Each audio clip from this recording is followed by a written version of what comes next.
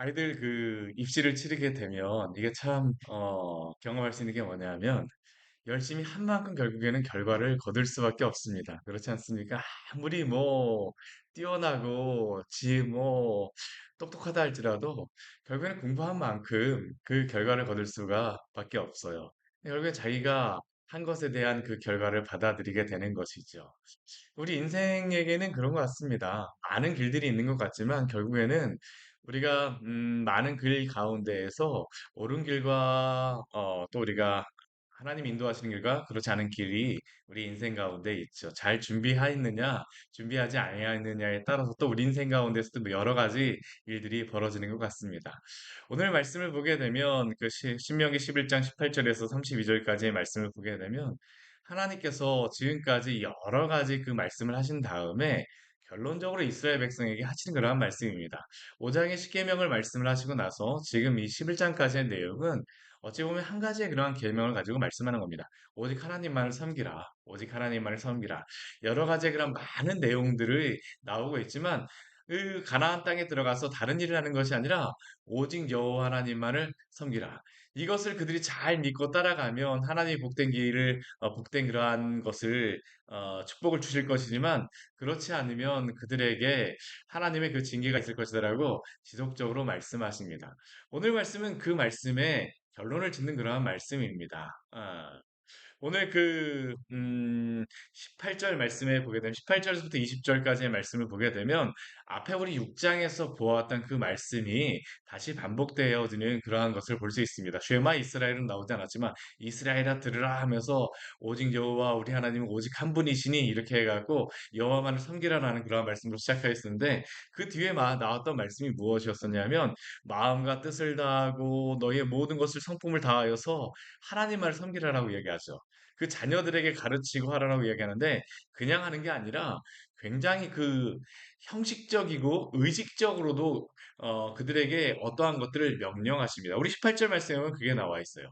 마음과 뜻에 두고 또 그것을 너희의 손목에 매어 기호를 삼고 너희 미간에 붙여 표를 삼으며 우리가 이스라엘 사람들 보게 되면 이 종교인들 보면 항상 뭐 그렇게 하고 다니는 건 아닌데 그들이 다닐 때 이 특징적인 게 뭐냐면 손에다가 무엇인가를 묶었습니다. 까만 이 줄 같은 거로다 손에다 묶습니다. 손목에 매는 그러한 기호를 삼으라라고 그래서 그들은 손에다가 이렇게 묶는 그러한 표시가 있습니다. 그걸 테펠린이라고 이야기를 하는데 그 끈으로다 이 손목에만 매는 것이 아니라 미간에도 붙이라라고 하나님께서 명령하셔갖고 요 이마에다 이렇게 조금 약간 튀어나온 거를 이렇게 묶어갖고 하는 것이 있습니다. 그러한 것들을 표로 삼으라라고 그들에게 이야기하는데 이것을 그냥 하는 이유가 뭐냐면 이것을 보면서 항상 생각하라는 겁니다. 하나님의 말씀을 기억하라는 것이죠. 그래서 그들에게 그들만 이것을 하는 것이 아니라 우리 19절 말씀에 보게 되면 자녀에게도 이거를 가르치라고 이야기합니다. 언제 자녀에게 가르치라고 이야기하느냐? 집에 앉았을 때에든지, 길을 갈 때에든지, 누워 있을 때에든지, 일어날 때에든지, 이 말씀을 강론하라고 말씀하시죠. 자녀들에게 이렇게 하면 어떻게 할까요? 굉장히 부담을 느낄 겁니다. 그렇죠? 집에 앉았을 때든지 너 하나님만을 섬겨야지 돼. 하나님만을 섬겨야지 돼라고 이야기를 하고 길을 갈 때에도 자녀들에게 집을 떠나면 오늘 하나님 안에서 살아가라. 그리스도 안에서 살아가라라고 이야기를 해줘. 또 누웠을 때도 잠자기 전에 기도해 주는 것으로서 우리가 할 수 있겠죠? 누워 있을 때든지 또 일어나게 되면 또 축복 기도를 해줄 수 있고요. 그 자녀에게 권면할 수 있고요. 오늘 서영이가 입시 실기를 하러 갔습니다. 그래서도 아침에 오기 전에 잠깐 기도를 해주고 왔는데요. 이제 또 출발하기 전에 사모가 좀 데려다 주러 지금 가는 건데, 어, 이게 그런 겁니다. 저도 이 시험이라 그러니까 아빠 한번 기도해 줄게. 그러면서 이제 해줬었는데, 우리가 자녀에게 항상 이렇게 하라는 겁니다. 하나님을 잊지 않도록. 왜 이렇게 할까요? 우리가 하나님 안에서 사는 것이 정말 뭐 쉽으면 쉽다라고 생각할 수 있는데 이게 정말 쉽지 않습니다. 정말 그래서 그들에게 모든 순간 하나님을 기억할 수 있도록 이 자녀들에게 그렇게 하는 것이죠. 본인에게는 손목에 매고 미간에 붙여서 표를 삼, 테플린이라고 하는 것을 붙이고요. 또 그 정도가 아닙니다. 20절 말씀에 보게 되면 내 집 문설주와 바깥문에 기록하라. 우리 그 뭐 집 앞에다가 초인종 누르는 것처럼요. 이스라엘 사람들은 초인종보다도 그 앞에 뭐가 있냐면 메주자라고 해갖고 이렇게 붙여놓은 게 있습니다. 제 물광실 안에도 그 메주자를 하나 사온 게 있는데요. 그 안에다 성경 구절이 붙어 있어요. 여기에 그 나와 있는 기호를 삼고 미간에 붙인 이 테펠린과 이 메주자에다가 넣어놓는 그러한 말씀들이 있는데 이게 출애굽기 13장의 말씀과 신명기 6장과 신명기 11장의 말씀을 그것에서 다 기록해 갖고 적어 갖고 거기다 붙여 놓는 겁니다. 써 갖고 거기다가 놓아두는 겁니다. 그 말씀이 어떤 말씀이냐면 오직 여호와 하나님을 섬기라. 그리고 손목에 메고 미간에 붙이고 집에 앉았을 때든지 길에 갈 때든지 이 말씀이 그냥 거기에 그냥 들어 있습니다. 요 찾아보게 되면 이 말씀이 나와 있는 것이 한 네 구절 정도가 있는데 그 말씀을 다 거기다가 기록해 갖고 거기다 놓고 있는 겁니다.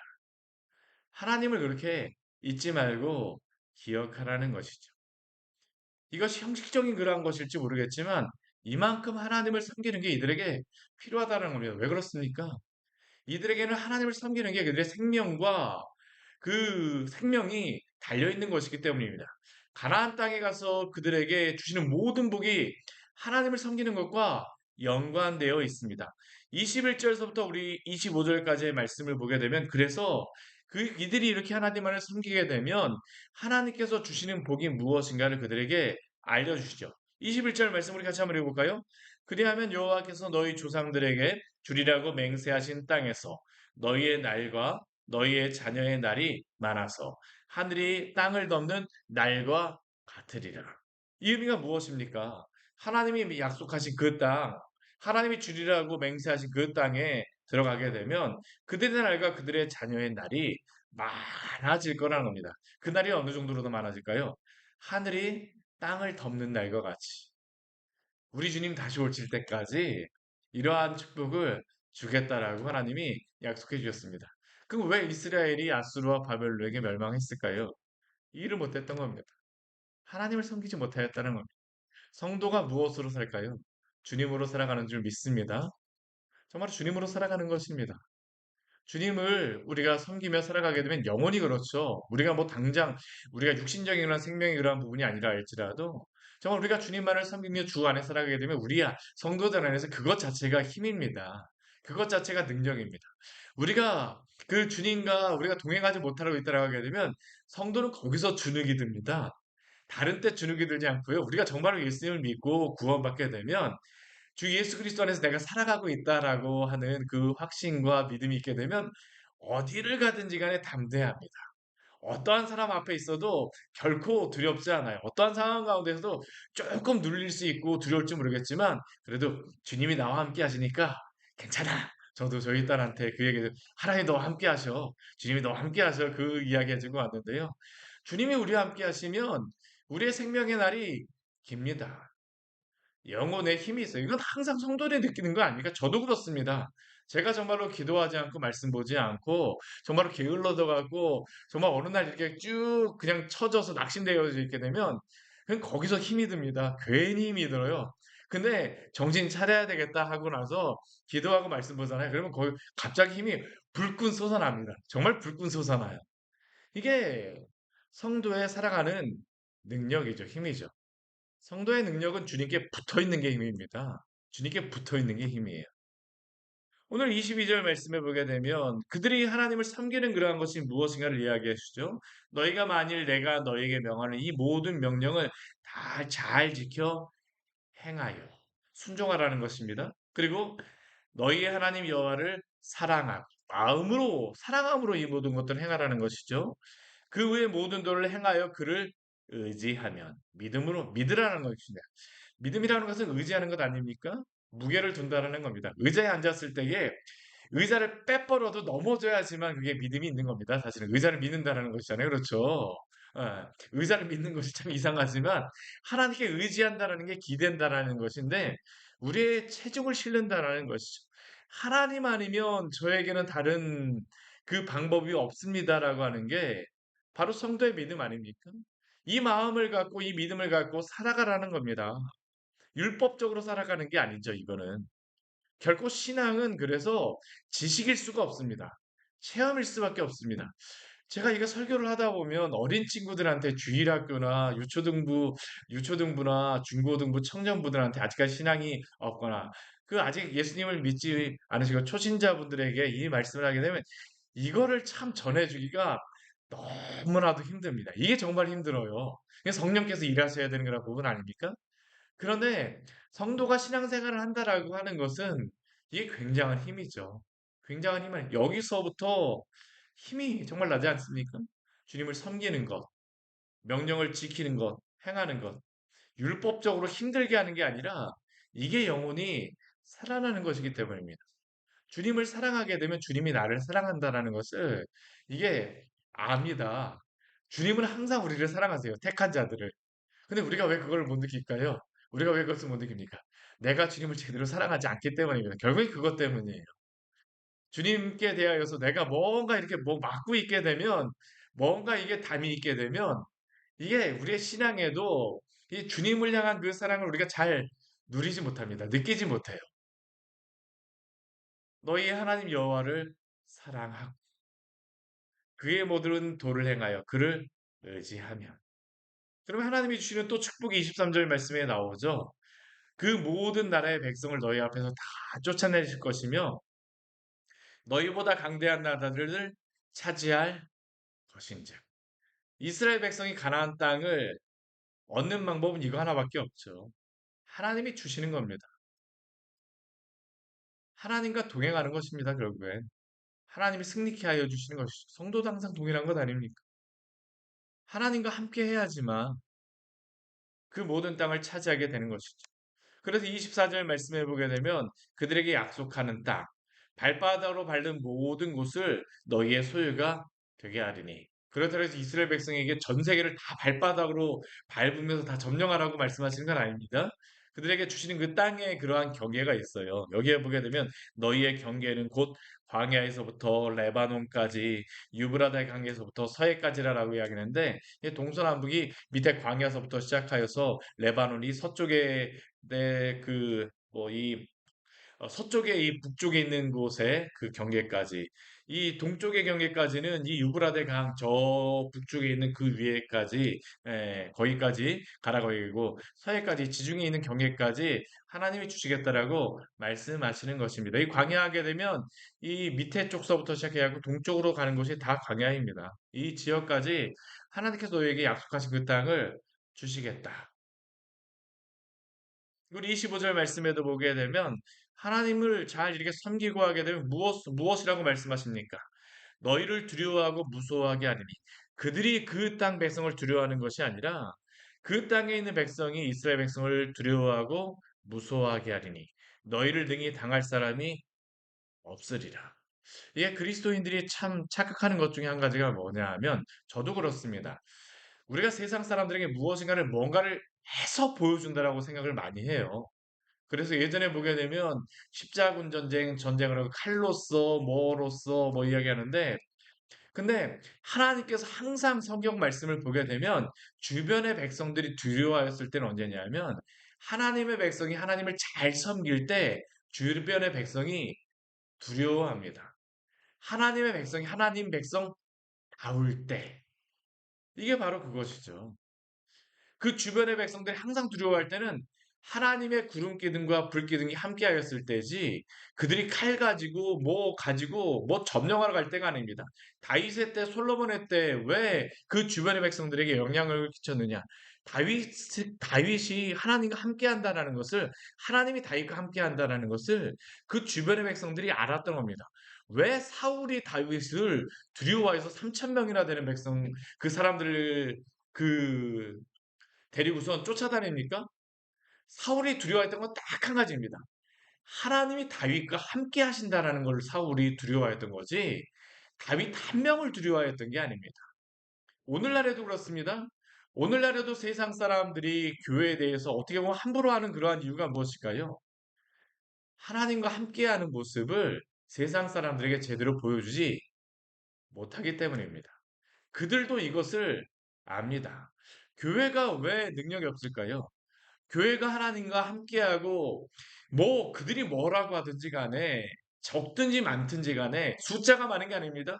이 사람은 정말로 하나님이 함께 하시는 사람이다라고 인정하게 되면요. 어디를 가서든지 간에 인정받습니다. 그런데 만약 이 거룩함의 그 능력을 잃어버리게 되면 세상의 사람들이 마음대로 행합니다. 우리가 그렇지 않습니까? 저도 직장 생활하면서 제가 정말로 하나님 믿고 예수님 믿는 사람이라는 것을 주변의 사람들이 인정하게 되면 쟤는 그러니까 하면서 뭐 회식기 때든지 뭐든지 간에 그냥 그게 거기서 프리패스가 생기는 거지. 내가 뭐 이 사람들한테 잘 대해주고 뭐 그 사람들한테 잘해주기 위해서 뭐 선물이라도 명절 때 갖다 주고 뭐 한다를 그 사람들이 인정하지 않더라고요. 정말 하나님 안에서 살아가고 나에게 맡겨진 세상 일들도 정말 주님 안에서 믿고 그렇게 하게 되면 감당하게 되면 세상의 사람들도 직급에 상관없이 두려워합니다. 우리가 그렇잖아요. 그렇죠? 교회의 능력은 바로 이것입니다. 하나님의 백성답게 살아가는 것. 오늘 18절부터 25절까지의 말씀은 하나님의 백성의 삶에서 드러나는 겉의 모습입니다. 안의 모습도 있죠. 그들이 하나님을 사랑하여서 하나님의 명령을 따라서 순종하며 살아가는 것. 또한 그들이 살아가면서 자녀들에게도 이렇게 기도하고 알려주고 하나님의 백성을 이렇게 하는 것이다라는 것을 그 주변의 부모님들한테 보여주게 되면 어떡할까요? 압니다. 알아요. 그럼 이 사람은 하나님의 백성이라는 것을 인정합니다. 거기에서부터 성도의 능력이 거기서부터 나오는 줄 기억하시기를 바랍니다. 이게 축복의 방법이에요. 저는 구약의 신약에 다르지 않다고 생각합니다. 율법적인 게 아닙니다. 결코 이게. 그냥 그렇게 살아가는 것이죠. 하나님이 함께 하시는 것입니다. 구약에 함께 하셨던 하나님이 신약에 함께 하시는 하나님과 다를까요? 아닙니다. 동일하신 하나님은 오늘도 우리와 함께 하시는 줄 믿으시기 바랍니다. 예. 우리가 구약의 하나님과 신약의 하나님을 나눠서 생각하거나 모르지만 아닙니다. 물론 예수 그리스도가 이 땅에 오시고 성령께서 우리에게 내주하시는 것은 구약의 성도들이 보려기에 더 분명하게 보여주시고 분명하게 우리에게 하나님이 임재하시는 것들을 우리에게 약속으로 또 우리에게 하나님께서 분명하게 우리에게 그 행하여 주신 것이죠. 드러내 주신 것이죠. 그러나 그렇다 해서 하나님의 그 역사가 다르거나 그런 건 아닙니다. 하나님은 동일하십니다. 어제나 오늘이나 동일하신 하나님. 그것을 기억하며 살아가시기를 축원합니다. 그래서 우리 뒤에 말씀해 보게 되면 한 가지를 이스라엘 백성들에게 명령하죠. 명령하시죠. 우리 26절 말씀 우리 같이 한번 읽어보게 하겠습니다. 내가 오늘 복과 저주를 너희 앞에 두나니. 우리는 이 세상에 많은 길이 있다라고 생각하지만 그리스도인들에게는 딱 두 가지의 길이 있습니다. 하나님과 동행하며 하나님의 말씀을 따라 순종하며 살아가는 길. 내가 순종해서 구원받는 것은 아닙니다.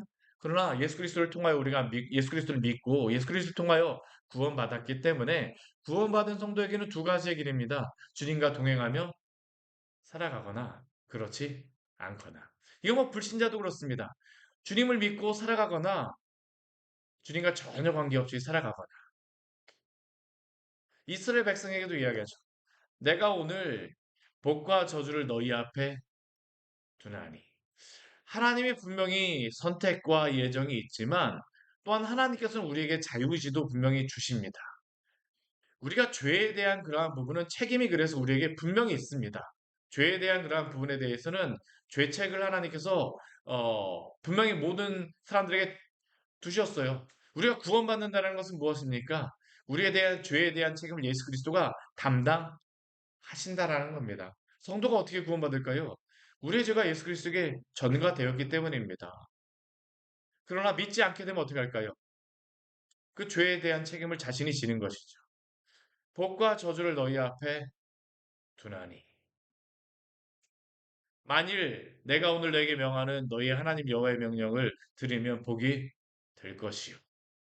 너희가 만일 오늘 너희에게 명령하는 도에서 돌이켜 떠나 다른 지들을 따르면 저주를 받으리라. 주님을 믿고 구원을 받거나 그렇지 않거나 두 갈래 길밖에 없습니다. 구약이나 신약이나 이것은 동일한 것입니다. 더 분명하게 우리 향해서는 구원을 우리가 스스로 구원받을 수 없다는 것을 예수 그리스도를 통하여 분명하게 보여주신 것이지 길은 동일합니다. 예수 그리스도를 믿고 구원을 받거나 그렇지 않거나. 오늘 복과 저주를 너희 앞에 두나니 주 예수 그리스도와 동행하며 주님을 믿음으로 평생 살아가시기를 바랍니다. 29절부터 32절까지의 말씀은 이 모든 것들을 하고 난 다음에 하나님께서 이스라엘 백성들에게 한 가지의 것을 명령하세요. 무엇을 명령하시냐면 그리심산과 에발산에 설하고 말씀하시죠. 언약 체결식을 하는 겁니다.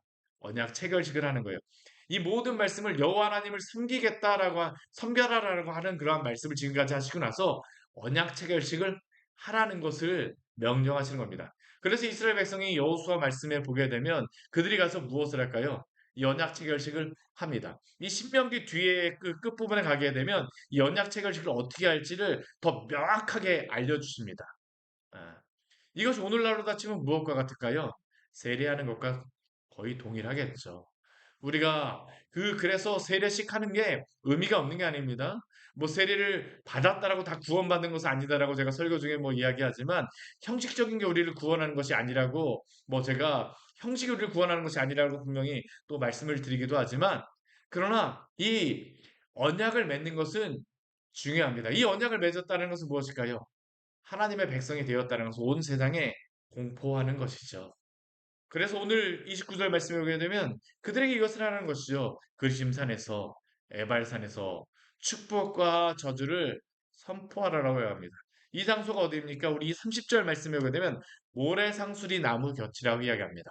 이스라엘 백성에는 모래상수리 나무 곁 여기 보게 되면 뭐 그리심산 에발산 아라바에 거주하는 가나안 족속의 땅 있지 아니하냐라고 하지만 이스라엘 백성에는 여기가 아주 분명합니다. 어딜까요? 세겜입니다.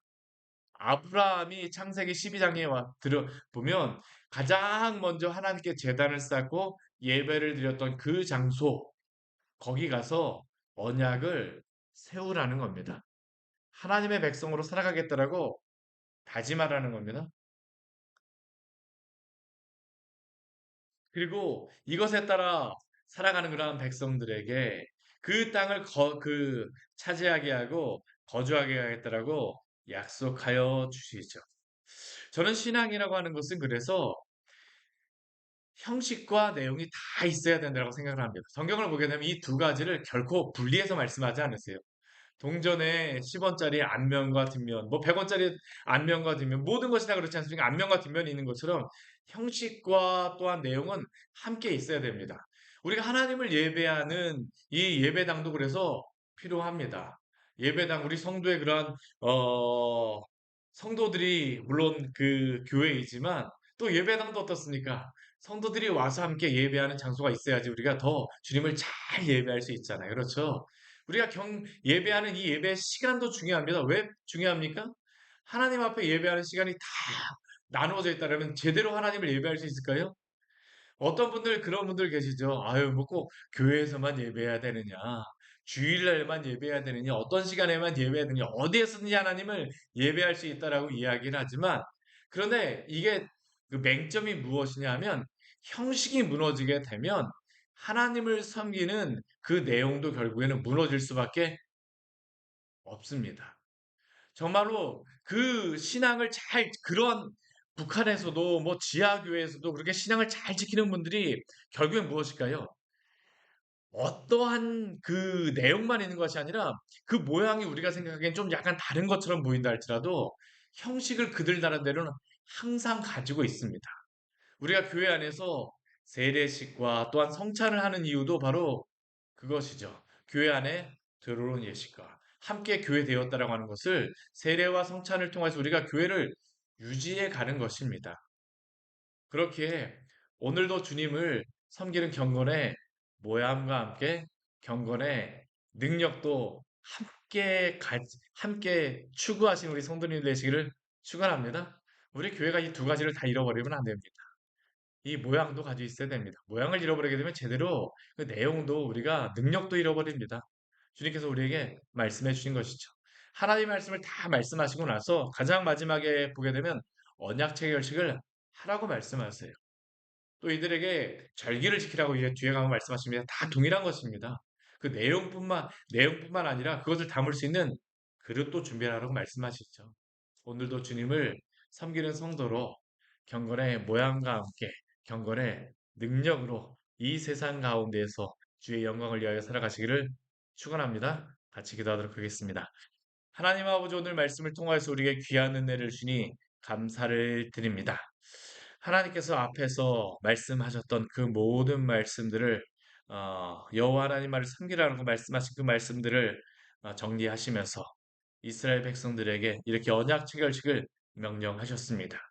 하나님의 말씀을 주셨을 때에 단순히 그 말씀을 마음속에만 품는 것이 아니라 그들의 또한 모습 가운데에서도 주님을 섬기는 그러한 백성으로 거룩한 모습으로 살아가라고 말씀하여 주셨사오니 오늘 저희가 하나님 아버지 이 땅 가운데 살아갈 때에 하나님 아버지 주님의 백성으로 거룩한 모습을 가지고 또한 주님의 말씀을 우리의 마음속에 새기며 성령 안에 성령과 내주 성령의 내주하심 속에 우리 주 예수 그리스도와 동행하며 살아가게 하여 주시옵소서.